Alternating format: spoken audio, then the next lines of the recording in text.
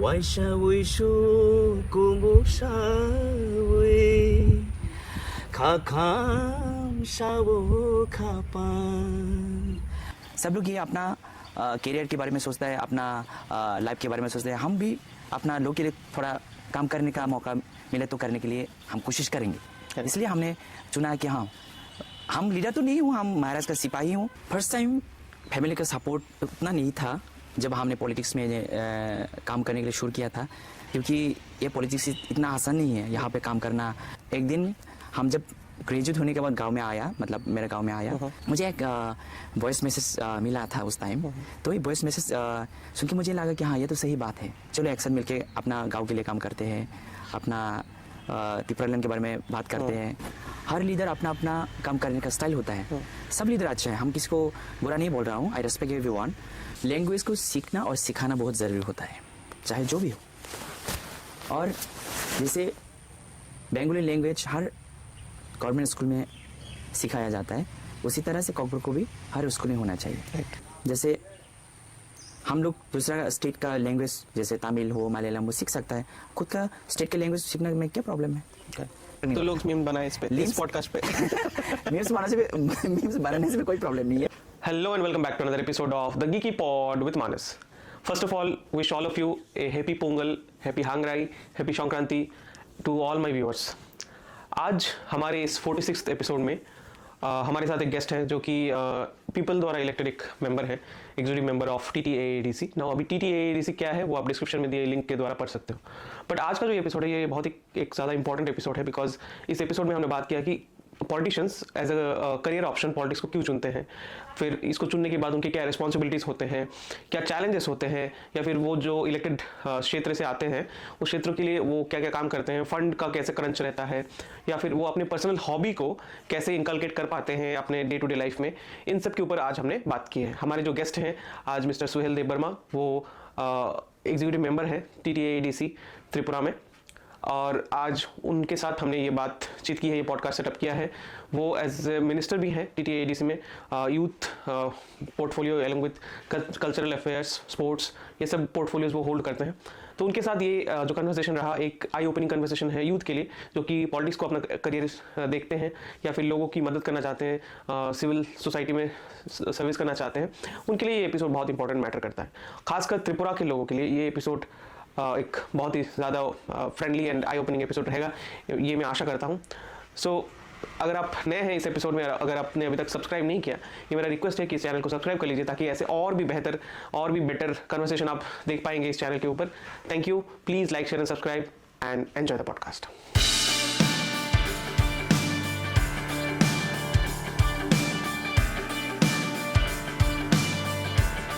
So thank you so much for joining in this podcast with me. सबसे पहले मेरा जो क्वेश्चन है आपसे वो है कि आपने इंजीनियरिंग ग्रेजुएशन किया आपने, फिर आपने LLB, so now you are an advocate also. सो इतना हाईली एजुकेटेड होने के बाद आपने पॉलिटिक्स को एज ए करियर ऑप्शन या फिर to help people as a politics को क्यों चुना?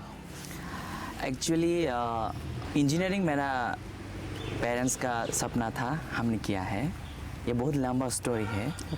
और LLB मेरा बचपन से सपना था, मुझे लॉयर बनना है। तो उसके बाद हमने जब इंजीनियरिंग ग्रेजुएट के बाद जब त्रिपुरा में आया तब हमने ICFAI में ज्वाइन किया। वहाँ पे ग्रेजुएट के बाद 3 साल के लिए LLB होता है, तो वहाँ पे ज्वाइन करके हमने ग्रेजुएट किया। वो मेरा सपना पूरा हो गया।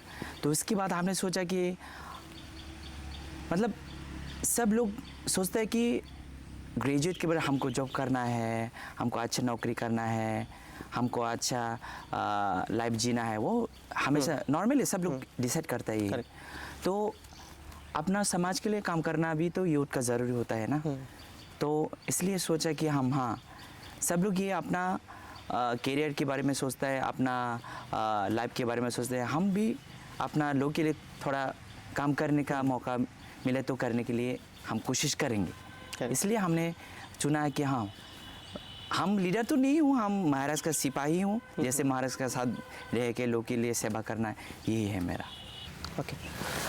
तो नेक्स्ट ये क्वेश्चन है मेरा कि जब आपने पहली बार ऐसा सोचा कि मुझे पॉलिटिक्स में जाना चाहिए लोगों की सेवा करने के लिए, सो जब आपने पहली बार घर में बताया मम्मी पापा का क्या रिएक्शन था? बिकॉज पॉलिटिक्स को ऐसे गुड आईज नहीं देखा जाता, राइट? हमारे जैसे यूथ के लिए कि पॉलिटिक्स में जाना इंस्टेड ऑफ बिजनेस और जॉब, कैसे रिएक्शन था उनका? फर्स्ट टाइम फैमिली का सपोर्ट उतना नहीं था। जब हमने पॉलिटिक्स में काम करने के लिए शुरू किया था तब मामी ने मुझे माना भी किया था, क्योंकि ये पॉलिटिक्स इतना आसान नहीं है। यहाँ पे काम करना मतलब खुद को डाइजेस्ट करके ये कंट्रोल करना है सारी चीज़ों को, ये इतना आसान नहीं है।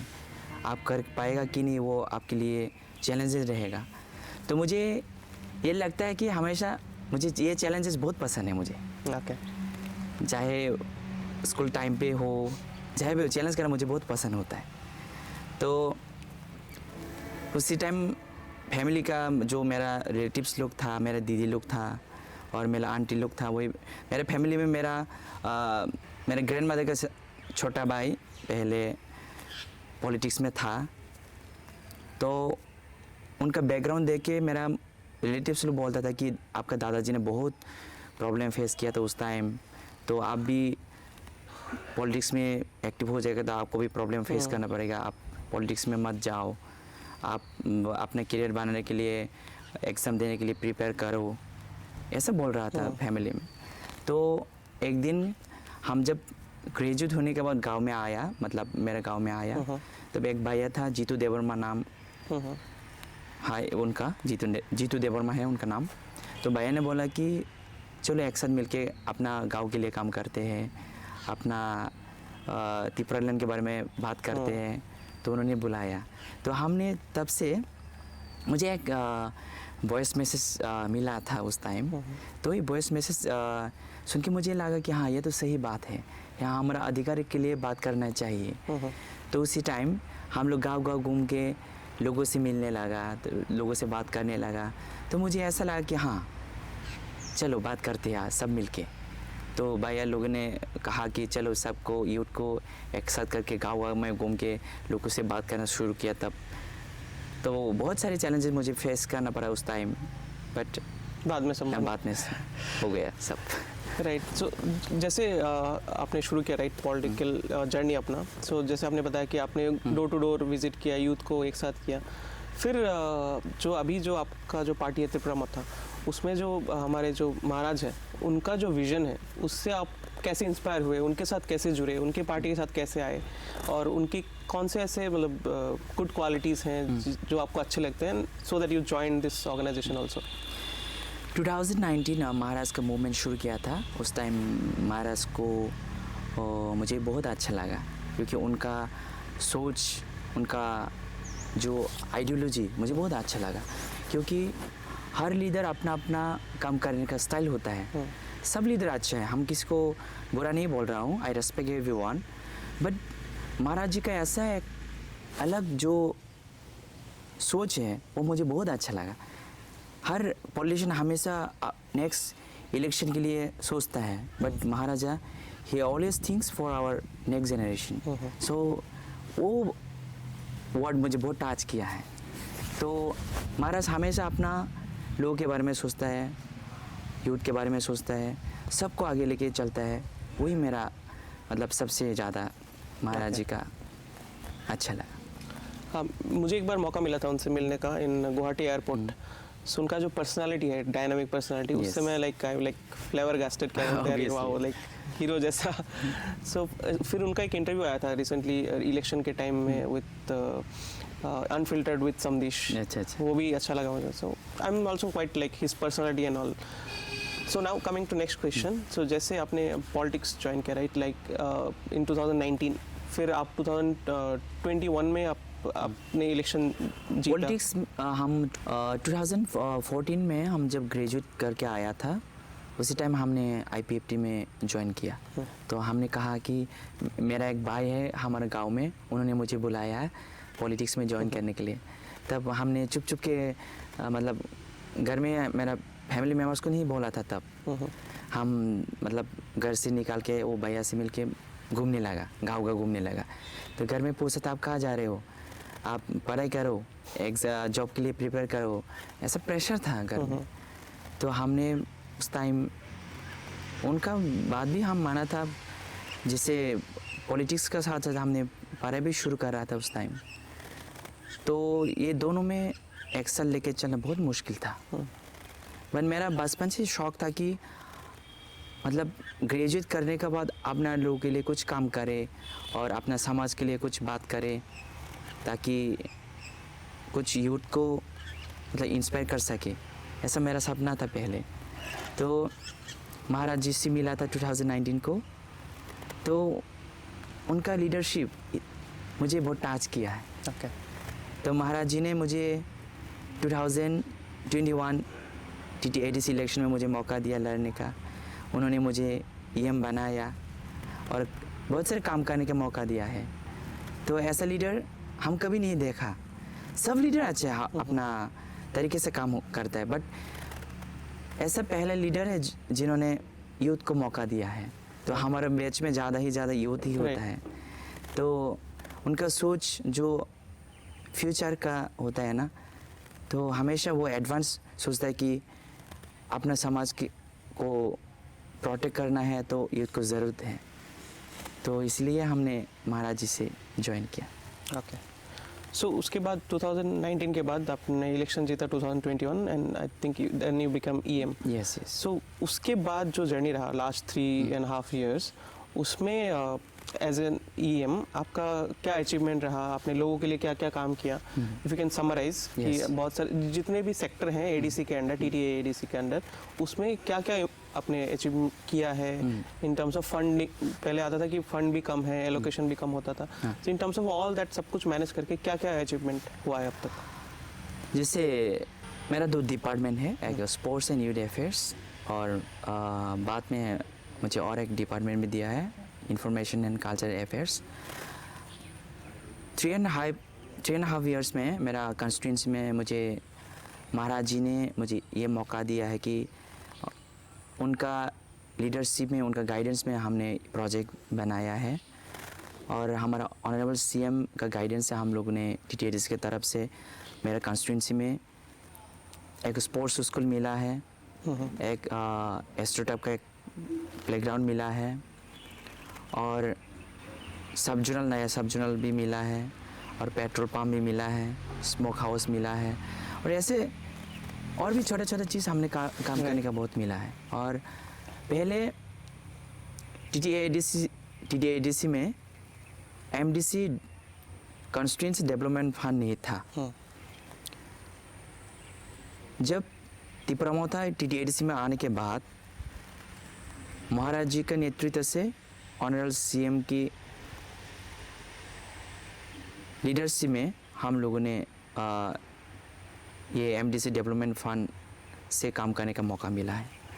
तो उससे हम लोगों ने छोटा बहुत सारे जो काम होता है ना अपने गांव में, ये भी करने का मौका मिला है। जैसे जब हमने इलेक्शन 2021 में कॉन्टेस्ट किया था, उस टाइम हमने अपने लोगों को वादा किया था। हमारे गांव में एक PSC हॉस्पिटल है, बाजलबाड़ी हॉस्पिटल, वो नेशनल हाईवे के पास ही है। जब भी एक्सीडेंट होता है, जब भी अपने लोकल का लोगों के लिए जो मतलब हॉस्पिटल में आना जाने के लिए प्रॉब्लम होता है, तो मुझे देखा है कि उन लोगों ने कितना सफ़र किया है। तो उस टाइम मैंने प्रॉमिस किया था कि हम जब ADC में चुन के आएगा, अपना जीत के आएगा, उसके बाद हम एक एम्बुलेंस डोनेट करेगा। बट हमने जब ADC में आके देखा तो उतना फंड अवेलेबल नहीं था खरीदने के लिए। तो जब से MDC constituency development fund create किया था, उस टाइम मुझे ये मौका मिला कि अपने लोगों के लिए एम्बुलेंस गिफ्ट कर रहा है। तो हमने किया भी है। ये क्रेडिट हमेशा के लिए महाराज को जाएगा और अपना CM और TTADC सेंटर को जाएगा, क्योंकि उन लोगों की वजह से मुझे ये ड्रीम्स को फुलफिल करने का मौका मिला है। सो जैसे आपका जो कंस्टिट्यूंसी है रामचंद्र घाट, राइट? तो मैं वहाँ से, मेरा जो स्कूलिंग है वहीं से हुआ है। मैं नवोदय विद्यालय रामचंद्र घाट से हूँ। सो वहाँ पे मैंने देखा है, मतलब when I was studying there, मैंने देखा है कि the infrastructure apart from the school, जो बाहर के इंफ्रास्ट्रक्चर हैं या फिर बाहर का जो हेल्थ फैसिलिटी, एजुकेशन फैसिलिटी या बहुत सारे फैसिलिटी, स्पोर्ट्स फैसिलिटी, फिर यूथ के लिए जो भी है, वो बिल्कुल नहीं था. It was like nil. तो in terms of that, in your constituency, आपने जैसे एम्बुलेंस का बताया आपने, in terms of sports and other things, आपने यूथ को इकट्ठा करने के लिए what have you done so far? जैसे आजकल हम लोग गांव में ये देखने मिलता है कि ड्रग्स में ज़्यादा यूथ को वो हो गया. तो यूथ को रोकने के लिए हम लोग को कुछ करना है. तो इसलिए TTADS की तरफ से हमारे महाराज जी की गाइडेंस में, ऑनरेबल CM की नेतृत्व में हम लोगों ने एक स्पोर्ट्स का, जैसे त्रिपुरा फुटबॉल लीग टूर्नामेंट शुरू किया था. जैसे यूथ लोग स्पोर्ट्स में अगर एंगेज हो जाएगा तो मतलब उस प्लेटफॉर्म, मतलब ड्रग्स में वो जाने का मौका नहीं मिलेगा. राइट. तो यूथ को अगर काम करना है तो हेल्दी होना चाहिए. इसलिए हम लोगों ने स्पोर्ट्स में भी प्रायोरिटी दिया है. तो अभी भी काम कर रहा है. Say no to drugs, yes to life, ये हम लोग का थीम है. और अपने यूथ को सेव करना बहुत ज़रूरी है, क्योंकि सबको पता है कि यूथ हम लोग का समाज का बैकबोन है. अगर यूथ स्ट्रॉन्ग है तो समाज भी स्ट्रॉन्ग है. अगर समाज स्ट्रॉन्ग है तो हम लोग जल्दी डेवलप करने का मौका मिलता है. राइट. सो एक नेशनल रिपोर्ट है, गवर्नमेंट रिपोर्ट है, उसमें like Tripura has like in top 5 states में आते हैं अनएम्प्लॉयड पीपल. सो जितने ज़्यादा अनएम्प्लॉयड होंगे उतने ज़्यादा ड्रग्स की तरफ उनका झुकाव जाएगा, मिसगाइडेड होते जाएंगे.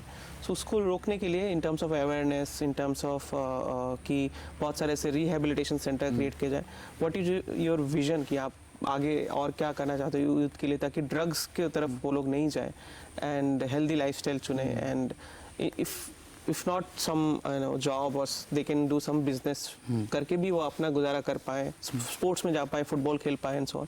क्या विजन है आपका इन टर्म्स ऑफ दैट? जैसे मेरा खुद का जो ड्रीम्स ऐसे है कि हर प्लेटफॉर्म में हम लोग करियर बना सकते हैं, चाहे म्यूज़िक में हो, स्पोर्ट्स में हो, जैसे डॉक्टर बनना हो, इंजीनियर बनना हो, बिजनेसमैन बनना हो, जहाँ भी हो, हर प्लेटफॉर्म में करियर बना सकते हैं. बट इम्पोर्टेंट ऐसा है कि प्रायोरिटी देना ज़रूरी होता है, और सोशली फिनेंशियली सपोर्ट मिलना भी ज़रूरी होता है. जैसे हम लोग एक म्यूज़िक स्कूल खुला है. उस म्यूज़िक स्कूल में ऐसा टीचर होना चाहिए, ऐसा क्लास मिलना चाहिए ताकि उन लोगों को मतलब अच्छे से सीख पाए. उसी तरह से हर प्लेटफॉर्म में, जैसे स्पोर्ट्स हो, म्यूज़िक हो, हर मैनेजमेंट में हो, हर प्लेटफॉर्म में ऐसा मौका मिलना चाहिए. होपफुली इन कमिंग डेज ये सपना भी धीरे धीरे फुलफिल करने का मौका मिलेगा. Right. So in terms of social change, right, so हमने बात किया कि लोगों का जो मेन चेंज कैसे आता है कि लोग जो उनका सोचने का तरीका है वो चेंज हो जाए. राइट. सो जैसे ADC या TTADC ओवरऑल एरिया में अगर आप देखो तो एक जो इंफ्रास्ट्रक्चरल गैप है, एक सोशल कनेक्टिविटी का जो गैप है, उसको फिर से रिकनेक्ट करने के लिए आप क्या करो? मेरा मतलब है कि जैसे एक जो मेन स्ट्रीम अगरतला हो गया, main stream society, main stream, उसके साथ उनका थोड़ा लिंक कम है इन टर्म्स ऑफ, क्योंकि वो हिली एरियाज़ में रहते हैं, एक्सेसिबिलिटी कम है, रोड्स, वाटर, उनका प्रॉब्लम है वहाँ पे. उनको बेहतर करने के लिए what are the initiatives taken? जैसे TTADC में उतना अवेलेबल फंड नहीं है, फिर भी करने के लिए कोशिश कर रहे हैं हम लोग. वैसे जो मेन कंट्रोलर सिस्टम को जो कंट्रोल करता है, उन लोगों को मतलब सोचना चाहिए कि जितना प्लेन एरिया में प्रायोरिटी दे रहा है उतना ही हिल एरिया में प्रायोरिटी देना ज़रूरी होता है. जैसे हमारा देश का प्रधानमंत्री का स्मार्ट सिटी बनने का एक सपना है, वह सबके लिए अच्छी बात है। बट पहले गांव को स्मार्ट बनाना ज़रूरी होता है। अगर गांव स्मार्ट होगा तो शहर भी स्मार्ट बनेगा। अगर शहर स्मार्ट बनेगा तो अपना देश स्मार्ट बनेगा। तो एक साथ सबको ऐसा मतलब इक्वली जब काम करेगा तब ये पॉसिबल है। राइट। सो आपके पार्टी का जो एक क्या बोलते हैं उसको, मोटो बोल सकते हैं या फिर विजन डॉक्यूमेंट में भी था कि ग्रेटर त्रिपुरा लैंड का जो उनका एक आपका कॉन्सेप्ट है, राइट, उसमें how much you are still into there. एक रिसेंटली एक कैबिनेट मिनिस्टर भी आए थे, उनके साथ भी कुछ शायद हुआ। So in terms of that अभी भी वो विजन जारी है? How much you are into it? जारी है, ये जब तक नहीं मिलेगा तब तक ये विजन जारी है। पर उसके साथ साथ और भी काम करना, जैसे गाँव में पानी का प्रॉब्लम, रास्ते का प्रॉब्लम, बिजली का प्रॉब्लम, हॉस्पिटल का प्रॉब्लम, स्कूल का प्रॉब्लम, ये उसके साथ ये भी काम करना ज़रूरी है। ये तो हमारा एक मेन डिमांड है। जब तक नहीं मिलेगा तब तक ये डिमांड करते जाएगा हम लोग। Okay. So now in terms of education मेरा ये सवाल है कि हमारा जो यूथ है, राइट, सो बहुत सारे ड्रॉप आउट्स हो जाते हैं इन टर्म्स ऑफ ये मैंने देखा है। मतलब मैं I have stayed in outside state, southern state mostly, Tamil Nadu, Bangalore, ये सब। वहाँ पे देखता हूँ कि जो पॉलिटिकल लीडर्स होते हैं उनके साथ उनके सपोर्टर्स तो होते हैं, बट उनको ऐसे नहीं ट्रीट किया जाता कि दे आर वोट बैंक्स। उनको as a family, as a people, हमारे लोग ऐसे ट्रीट किया जाता है। बट इन सम एरियाज ऐसे न्यूज़पेपर वगैरह में भी आता है कि जो फॉलोअर्स होते हैं, जो आपके सपोर्टर्स होते हैं, not only you, I mean in general मैं बात कर रहा हूँ, सो वो होते हैं कि वो मिसगाइडेड होते हैं या फिर उनको ऐसे बहला के फुसला के कुछ ग्रीड दिखा के लाया जाता है। So in terms of that education कितना इंपॉर्टेंट होता है? क्योंकि अगर आप, मैं सेम एग्जांपल ले रहा हूँ साउथ के स्टेट्स का, वहाँ पे अगर कोई रैली होता है, राइट, कोई ऑब्स्ट्रक्शन नहीं होता रोड का, किसी का कोई प्रॉब्लम नहीं होता, बट रैली होता है, लोगों को पता चलता है कि क्या गवर्नमेंट क्या करने वाली। इन टर्म्स ऑफ दैट आपका मतलब आपका पर्सनल क्या फील है कि how much education is important in terms of politics? हर जगह में एजुकेशन का इम्पोर्टेंट होता है, चाहे आप गवर्नमेंट जॉब के लिए हो, चाहे आप खुद के बिजनेस के लिए हो। जैसे हम आपको एक एग्जांपल देंगे, जैसे आपका एक जैसे प्रिंट का एक शॉप होता है, दुकान होता है ना, जैसे मैंने एक फ्लैक्स बनाने के लिए प्रिंट किए करके आपको भेज दिया, तो जैसे हम जब आपको सेंड करते वक्त थोड़ा हरी आप था, इसलिए स्पेलिंग भी मिस्टेक हुआ था और करेक्ट, मतलब एरर फॉर्मेट, हाँ। तो जब आपको प्रिंट करना है उस टाइम आप डायरेक्ट प्रिंट कर देगा तो वो मिस्टेक ही आ जाएगा। हाँ।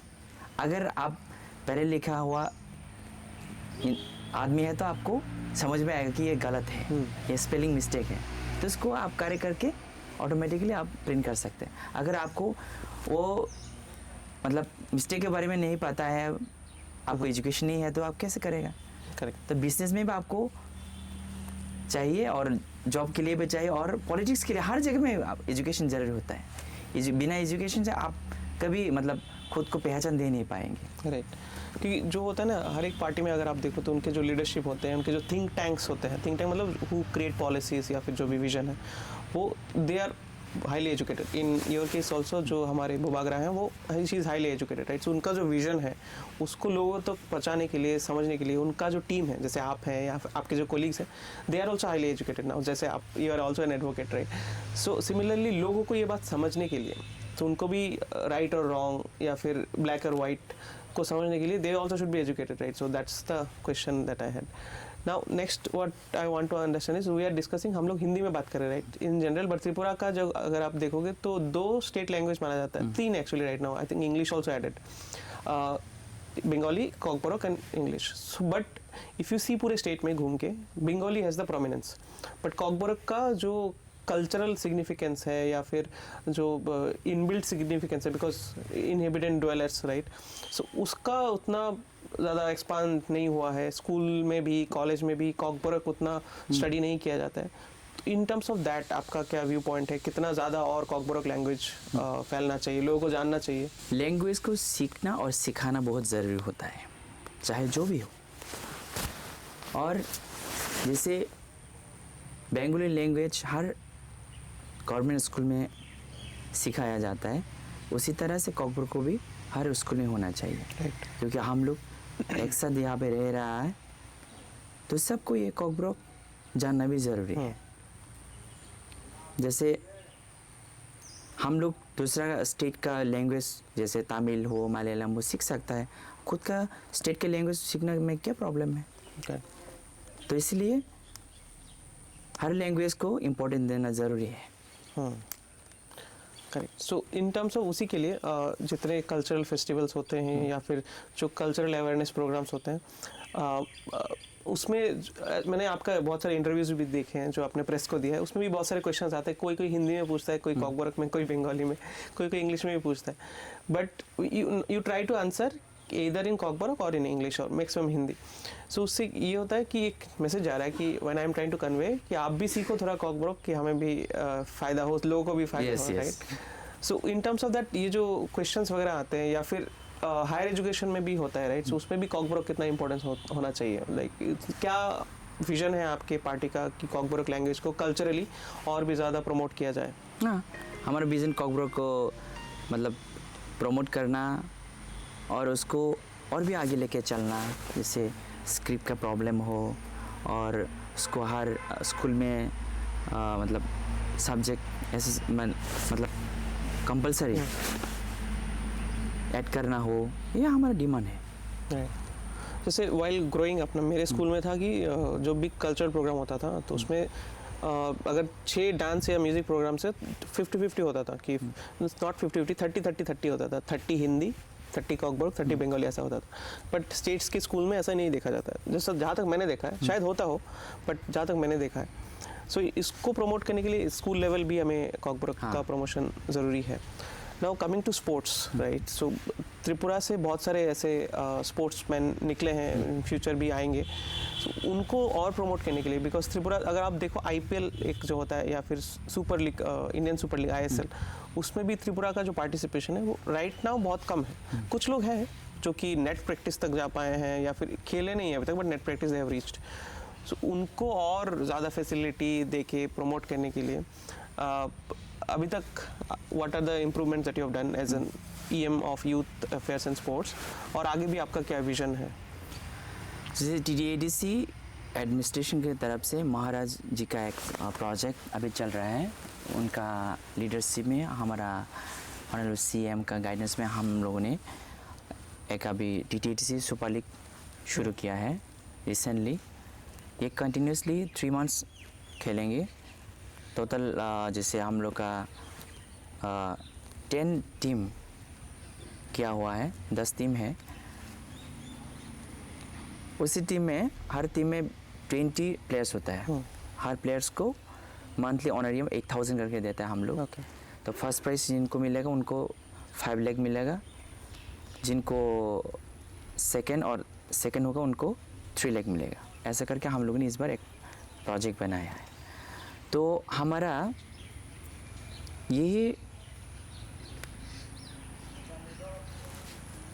सपना है कि अपना यूथ को ड्रग्स से दूर करें, उसी के साथ साथ उन लोग की हेल्थी रखें ताकि उन लोग का फ्यूचर हम लोग बना सकें। जैसे उसमें बहुत सारे प्लेयर्स होगा, उस प्लेयर्स में से best of the best player हम लोग चुन के लाएगा, जिसको TDADC से टीम बना के इन फ्यूचर में हम उनको एक प्लेटफॉर्म दे सके कि उनका करियर बन सके। तो उसकी तरह से हम लोग ये TDADC सुपर लीग शुरू किया है। तो अभी चल रहा है क्रीम निकालने के लिए, टू क्रीम प्लेयर्स उसमें से निकाल के to promote them upwards, right? So now एक और क्वेश्चन है, अब कैजुअल में जाते हैं, तो लाइक थोड़ा लाइट मोड हाई ज़्यादा हो गया। जैसे as a EM, right, as an EM आपका एक डेली रूटीन क्या होता है? बिजिएस्ट डे का डेली रूटीन क्या होता है? बिजिएस्ट रूटीन सुबह को लोगों से मिलना है, अगर कोई भी ऐसे मॉर्निंग जैसे उठने के बाद जब लोगों का जो प्रॉब्लम होता है गांव में, वो लोग मिलने आते हैं और उन लोग का जो प्रॉब्लम को सॉल्व करने के लिए हम कोशिश करते हैं, और गांव में जाके लोगों से मिलना है। अगर इमरजेंसी हो तो फ़ोन से भी बात कर लेते हैं हम, ऐसे करके जस्ट मैनेज कर लेते हैं पूरा दिन। राइट। सो फिर हाउ ऑफन आपके होता है कि एक फुल कैबिनेट मिनिस्टर्स का मीटिंग वगैरह, हाउ ऑफन, कितना फ्रीक्वेंट होता है ये? जैसे आपके TTADC में भी एक लेजिस्लेटिव असेंबली जैसा है, राइट? इन दैट एक उसका सेशन कैसे होता है? Is it same as same है ना, लाइक हाउ स्टेट असेंबली आता है वैसे ही? सेम। राइट। नाउ एक ऑन ए लाइटर नोट, आप एक सिंगर भी हैं।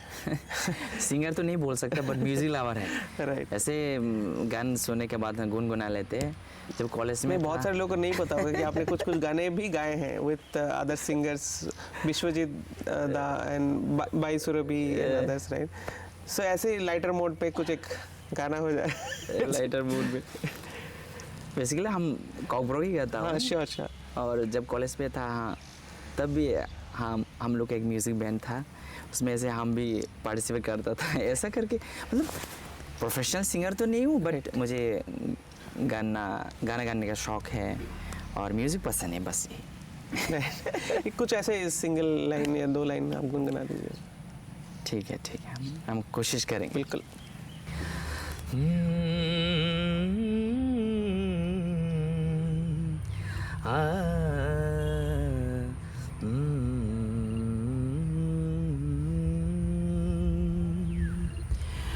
Waisha wishu kumbusha we kakam shawo kapan acho macho miling malang shiba no khatang Waisha wishu kumbusha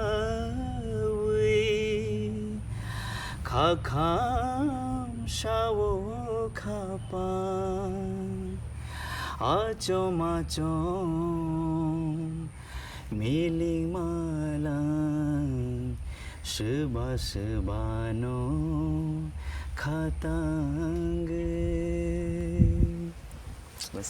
That was a nice song. Thank you. Next is आपसे ये जानना था कि जैसे होता है ना कि पॉलिटिक्स में हम लोग देखते हैं कि एक पॉलिटिशियन दूसरे के ऊपर कीचड़ फेंक रहा है या फिर रिवर्स में भी कीचड़ खुद के ऊपर आ रहा है। सो इन पॉलिटिक्स ये कॉमन होता है, राइट? आप कहीं भी देखो, किसी भी कंट्री में, किसी भी स्टेट में, इंडिया में भी देखो आप। सो उससे आप अपने आप को कैसे दूर रखते हो, या फिर you are also into this? Because हमेशा मैं पॉजिटिव लेकर चलता हूँ, जो भी हो। जैसे instead of blaming each other we should find out the solution. हम लोग के हेल्थी डिस्कशन होना चाहिए, राइट? अगर जब हेल्थी डिस्कशन होगा तब हम लोग को अच्छा आउटपुट मिलेगा, तो उसी सोच में हम आगे चलता है। राइट। सो ऐसा होता है ना कभी कभी कि पॉलिटिक्स में नॉर्मल होता है, किसी ऑपोजिशन पार्टी ने या फिर किसी ने भी कुछ ऐसा एलिगेशंस डाल दिया, फिर तब ये हो सकता है कि आपके ऊपर भी हो या फिर आपके कोलीग के ऊपर हो या किसी के ऊपर भी हो सकता है। इन दैट केस आप अपने आप को कैसे रोकते हो कि आई शुड नॉट कमेंट, इससे और प्रॉब्लम और बिगड़ जाएगा, I will get into inside it? ऐसे खुद को रोकना ईजी होता है या फिर प्रॉब्लम होता है? कभी कभी डिफ़िकल्ट हो जाता है बट उसको मैनेज करना बहुत ज़रूरी होता है, क्योंकि हमेशा आप पॉजिटिव में रहेगा तो पॉजिटिव आउटपुट मिलेगा, अगर आप नेगेटिव रहेगा तो नेगेटिव आउटपुट मिलेगा। तो इसलिए हम हमेशा यही सोचता है कि instead of blaming each other we should find out the solutions और मिलके बात करना चाहिए, हेल्थी डिस्कशन होना चाहिए, तभी हम लोग को आउटपुट मिलेगा। वरना दूसरा को ब्लेम करेगा और वो भी आपको ब्लेम करेगा, ऐसे चलते रहेगा तो आउटपुट तो नहीं मिलेगा। Right. So as a politician, right, so आपके करियर में, career I am telling career, कि 2014 से आपने पॉलिटिक्स स्टार्ट किया, राइट?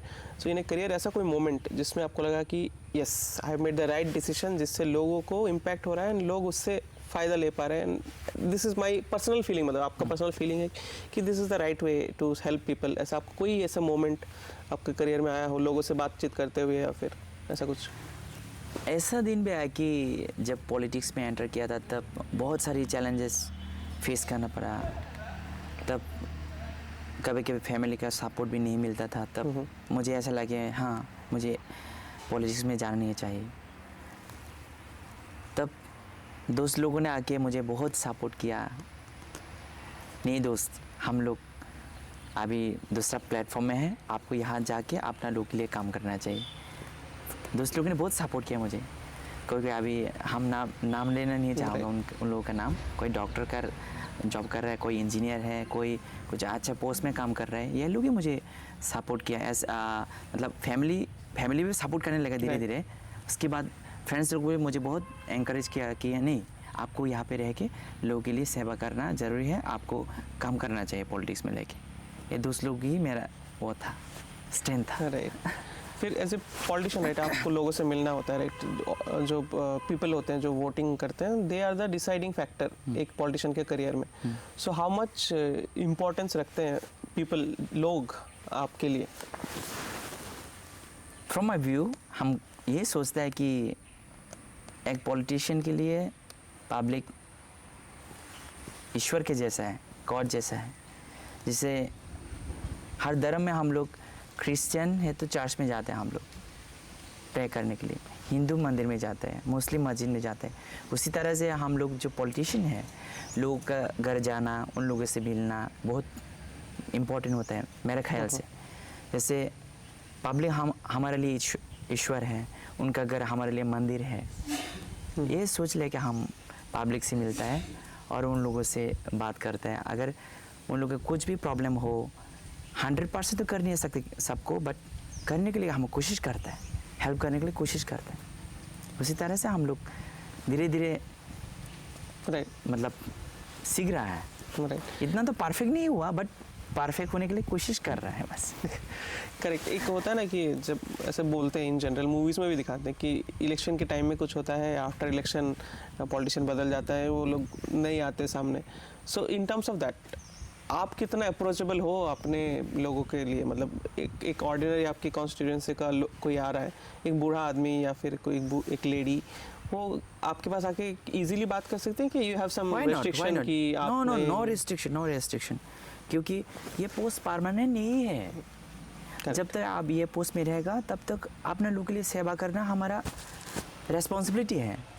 करेक्ट। ये पोस्ट परमानेंट नहीं है। तो इसलिए हम सब, सिर्फ हम नहीं है, हमारा जो कॉलीग है ना, सब ओपनली लोगों से मिलता है। लोगों ने आपको मौका दिया काम करने के लिए, हम क्यों रोको उन लोगों को? उन लोगों का जब प्रॉब्लम है, उन लोगों को सॉल्यूशन चाहता है, बात करना है, तो करना ज़रूरी है। उन लोगों से मिल के बात करना, राइट, तभी तो सॉल्यूशन मिलेगा। राइट। अगर उन लोग आपसे बात कर नहीं पाएगा तो कैसे मतलब आपको पता चलेगा कि उनका प्रॉब्लम है, ये है, वो है। तो इसलिए लोगों से मिलना जैसे पहले रहा, मतलब कॉन्टेस्ट करने से पहले जो पहले रहा, उसी तरह से ही हम लोग रहता है। जैसे नॉर्मली अगर कोई ऐसा पूछता है कि हाँ आप तो पॉलिटिशियन बन गया, आपको कुर्ता पहनना ज़रूरी है, आपको पॉलिटिशियन के जैसे रहना ज़रूरी होता है। हाँ, ये मेरा एक्सपीरियंस था। हाँ। तो हमने ऐसे स्माइल करके उनको कहा कि हम गलत नहीं समझा उस टाइम। हमने कहा कि अरे भाई, कहाँ लिखा है कि पॉलिटिशियन बनने के बाद आपको ये कुर्ता पहनना ज़रूरी है? वो आप जो है वही रहो। जैसे जीन्स पहनता है, टॉन जीन्स पहनता है, हम वही पहनता हूँ, क्या प्रॉब्लम है? हमको काम करना है बस। मेरा काम पे आप जज कीजिए, जो ड्रेसिंग स्टाइल में आप जज मत कीजिए।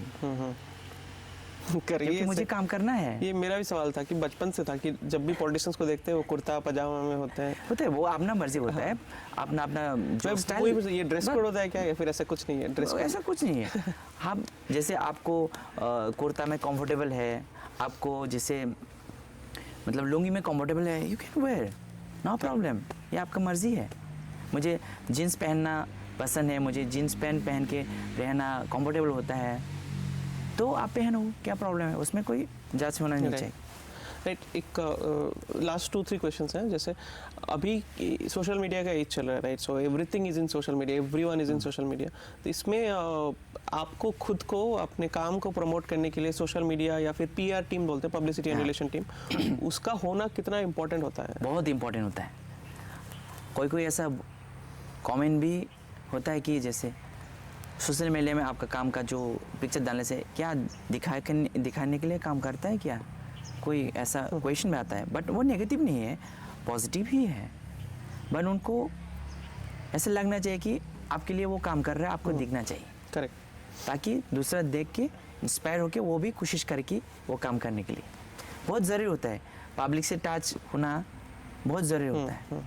आपका जो डे बाय डे अपडेट देना बहुत ज़रूरी होता है। राइट। सो कभी भी ऐसा होता है ना कि आपने कोई मतलब पीपल के साथ कोई सेमिनार या किया, कोई ऐसा जनसभा जैसा किया, उसके बाद आपने कोई रील डाला, फोटो डाला, वीडियो डाला, उसके नीचे कुछ नेगेटिव कमेंट्स भी आते हैं, how you deal with this? Her negative comments का हम पॉजिटिव में ले लेते हैं क्योंकि बिना नेगेटिव से पॉजिटिव नहीं होता है। Right. सो दो साइड होना चाहिए। राइट। अगर सब पॉजिटिव है तो नेगेटिव वर्ड कहाँ से लेगा, है ना? तो हमेशा उसको नेगेटिव को पॉजिटिव लेना चाहिए क्योंकि अगर नेगेटिव ही नहीं रहेगा तो पॉजिटिव कहाँ से आएगा भाई? राइट। तो दो ही होना चाहिए, बट आपको आपका इंटेंशन प्योर होना चाहिए। आपको जो आपका जो क्या बोलते हैं उसको, आगे का जो विजन है उसको क्लियर रखना चाहिए बस। आप एक यूथ मिनिस्टर है, राइट? सो सिमिलरली आपके जो कोलीग्स हैं वो भी ऑलमोस्ट बहुत यूथ है, कुछ तो मेरे स्कूल सीनियर्स ही हैं। इन दैट केस आपका क्या विजन है, यूथ को पॉलिटिक्स में कितना आना चाहिए? राइट नाउ जो सेचुरेशन पॉइंट है वो लिटिल एजड है, 40 एबव उनके जैसे हैं, 25 प्लस या फिर 40 के नीचे जो यूथ है उनको पॉलिटिक्स में इन्वॉल्व होना चाहिए या नहीं होना चाहिए? होना चाहिए। यूथ को हर प्लेटफॉर्म में होना चाहिए। राइट। पॉलिटिक्स में हो, एडमिनिस्ट्रेशन में हो, बिजनेस में हो, स्पोर्ट्स प्लेटफॉर्म में हो, म्यूज़िक प्लेटफॉर्म, हर जगह में होना चाहिए।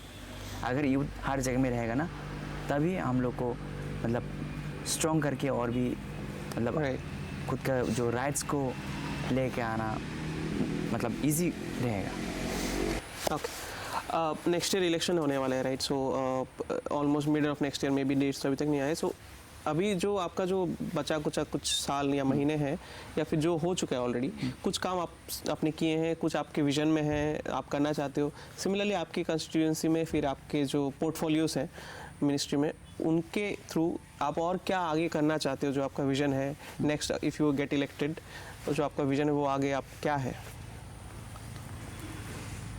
स्पोर्ट्स डिपार्टमेंट से इस बार हमको एक स्पोर्ट्स स्कूल मिला है, हमारे कॉन्स्टिट्यूंसी में एक स्टेडियम मिला है। तो इन फ्यूचर में स्पोर्ट्स में और भी काम करना चाहिए और ये मौका सिर्फ महाराज ही दे सकता है और TTADC की तरफ से हम लोग ये मौका मिला। आने वाला दिन में और भी प्रोजेक्ट सेंड किया हुआ है, होपफुली ये भी हो जाएगा। उसके साथ साथ कल्चर को लेके और भी काम करना भी ज़रूरी है। यूथ को ड्रग से दूर रखना है, उसको स्पोर्ट्स में लाके हेल्दी रखना है और उनका फ्यूचर करियर बनाना है उनको। जैसे बहुत सारे यूथ हैं, ग्रेजुएट किया हुआ है, मास्टर डिग्री किया हुआ है, PhD किया हुआ है, उनको कैसे अपना करियर बनाने के लिए हम लोग मदद कर सकते हैं। चाहे गवर्नमेंट जॉब हो, बिजनेसमैन हो, चाहे डिफरेंट प्लेटफॉर्म हो, उसको मदद करना चाहता हूँ। जैसे लोगों को लगता है कि हाँ एक यूथ लीडर यूथ के लिए ऐसा काम कर रहा है, इसलिए मुझे यूथ के लिए ये करना है।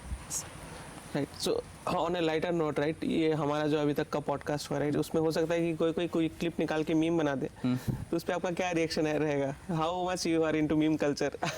एक्चुअली आजकल मीम भी नेगेटिव, उतना नेगेटिव नहीं है। मेरे ख्याल से मीम भी एक रिवोल्यूशन का साइन है, प्रोटेस्ट का साइन है। Exactly. सिमिलरली कैसे? नहीं, मीम्स मेरे ख्याल से नेगेटिव नहीं है, पॉजिटिव ही है। जैसे कोई ऐसा होता है ना, दो तरीके होता है, एक मीम्स निकलने के बाद फेमस हो जाता है और दूसरा मीम्स निकलने के बाद एवर हो जाता है। तो आप कौन सा मतलब रास्ते में आप उनको एक्सेप्ट करेगा, आपको वही मिलेगा। मीम बहुत पावरफुल है। रिसेंटली एक कुछ हुआ था, कुछ GST कैरामलाइज्ड पॉपकॉर्न के लिए कुछ हुआ था, तो मीम इतने बन गए कि गवर्नमेंट को उसको रिवर्स करना पड़ा। अच्छा। सो मीम्स भी एक जैसे ऑपोजिशन पार्टी की तरह काम कर रही है अभी right now as a oppose. It's up to you in which way he wants to accept that Correct. reply. तो मुझे ऐसा कोई फर्क नहीं तो लोग मीम बनाए इस पे, इस Memes? पॉडकास्ट पे। मीम्स बनाने से भी कोई प्रॉब्लम नहीं है, बट आपको पॉजिटिव लेना चाहिए। हाँ, मीम्स का एक रूल होना चाहिए कि किसी को आप मतलब पर्सनली उसको कुछ उनका कैरेक्टर एसेसिनेशन ना करो, हाँ। या फिर उनको फैमिली को लेके कुछ मत करो, Exactly. अदरवाइज फनी वे में करो आप। या करो, no problem. Right, so before we end एक और लाइन हो जाए किसी भी सॉन्ग का हिंदी में इफ पॉसिबल, या फिर आपका फेवरेट जो सॉन्ग है उसका एक। फेवरेट गाना तो बहुत सारी है, बट लिरिक्स याद नहीं है। हम लिरिक्स गूगल में सर्च करके हम कोशिश करेंगे। बिल्कुल ठीक है? बिल्कुल। ओके, हम कोशिश करेंगे। आज जाने की जिद ना करो, यूं ही पहलू में बैठे रहो, यूं ही पहलू में बैठे रहो, आज जाने की जिद ना करो। Thank you.